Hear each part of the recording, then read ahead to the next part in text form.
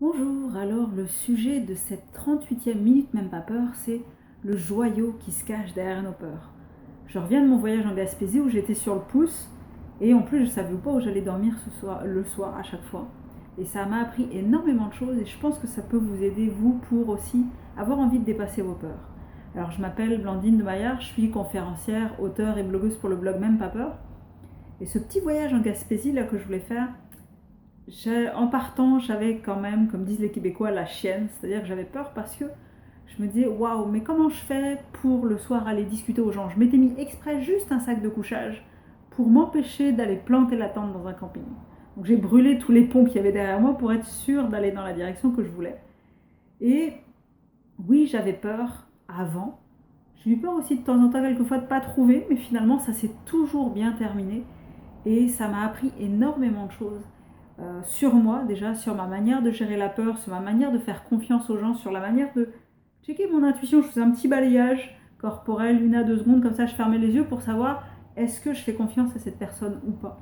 Est-ce que tout va bien dans mon corps ou pas. Et à chaque fois que ça m'a dit oui, ça a été des super rencontres. La seule fois où je me suis dit ah, non, eh ben on s'est arrêté au garage et juste après, on s'est aperçu que le pneu arrière gauche fumait parce qu'il y avait les plaquettes de frein qui étaient collées.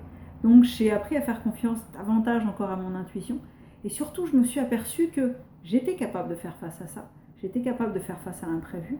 J'étais capable de faire confiance à des inconnus parce que je me sentais bien et donc ça voulait dire que tout allait bien.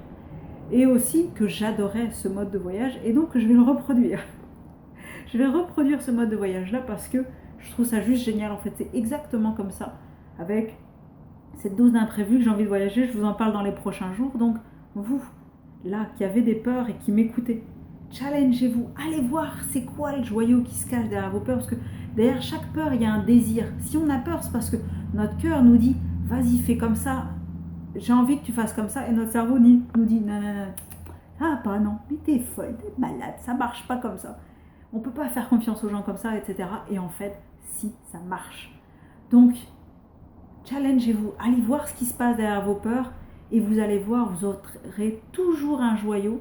Puis même là, d'ailleurs, dans les commentaires, là, si vous avez déjà fait ça et que ça vous a permis de découvrir quelque chose, marquez-le parce que ça va permettre à d'autres personnes qui voient cette vidéo d'aller vers leur peur, de dépasser ces peurs-là et de trouver le joyau qu'elles avaient et trouver juste derrière. Voilà, je vous dis à demain pour une autre minute même pas peur. Puis en attendant, je vous souhaite une très belle journée. Puis surtout, ah oui, partagez la vidéo. Salut les petits loups!